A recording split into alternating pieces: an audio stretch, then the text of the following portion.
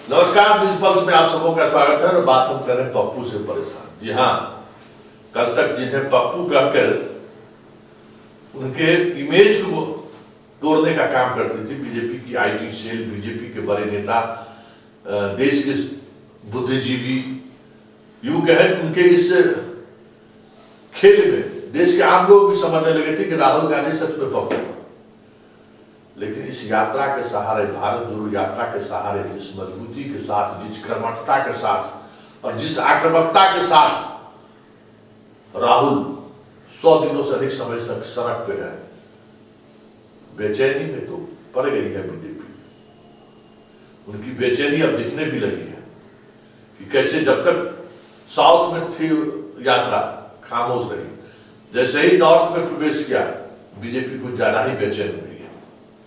मध्य प्रदेश की सफलता, हरियाणा की सफलता और अब दिल्ली की सफलता देखकर इतनी बेचैनी बढ़ गई है कि अब लगता है कि इनके इस यात्रा को कैसे रोक लगाया जाए, या फिर आईटी सेल और बीजेपी का जो अपना एक माइंड गेम्स है उसके सहारे इस यात्रा को कैसे जिस प्रभाव को कम किया जाए। हालांकि शुरुआती दौर में टी शर्ट पे भी चला बात, जूता पर भी बात चला, अब तो उसी टी शर्ट पे वो चल रहा है। तो सवाल ये हो रहा है कि भाई आखिर उसे ठंड क्यों नहीं लग रहा है।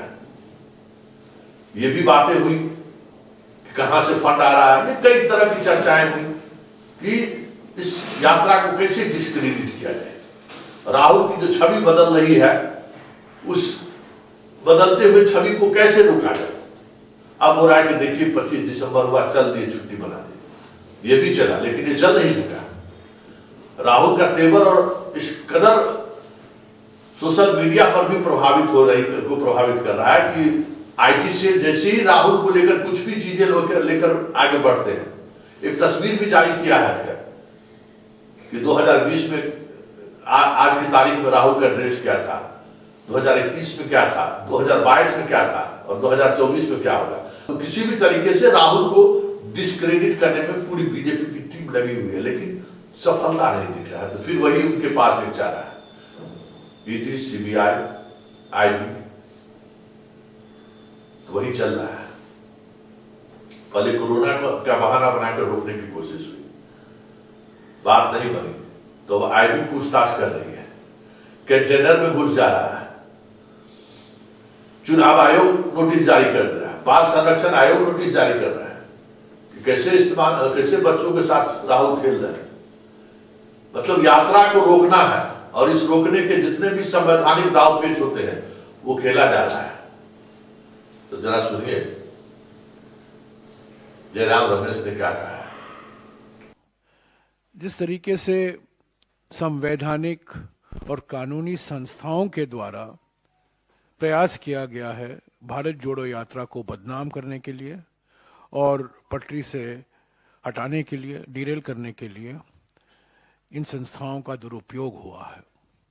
हमें नोटिस मिला इलेक्शन कमीशन से, हमें नोटिस मिला national commission on protection of child rights से कि राहुल जी गए थे, एक on the spot painting competition था, वहाँ प्राइज डिस्ट्रीब्यूशन समारोह था और मुश्किल से 10-12 मिनट वहाँ राहुल जी रुके कन्याकुमारी के पास, और उसको लेकर एक बवाल मच गया। हमें नोटिस मिली, मुझे खुद इलेक्शन कमीशन में जाना पड़ा, स्पष्टीकरण मैंने दिया, हमने एक विस्तार से जवाब भी दिया।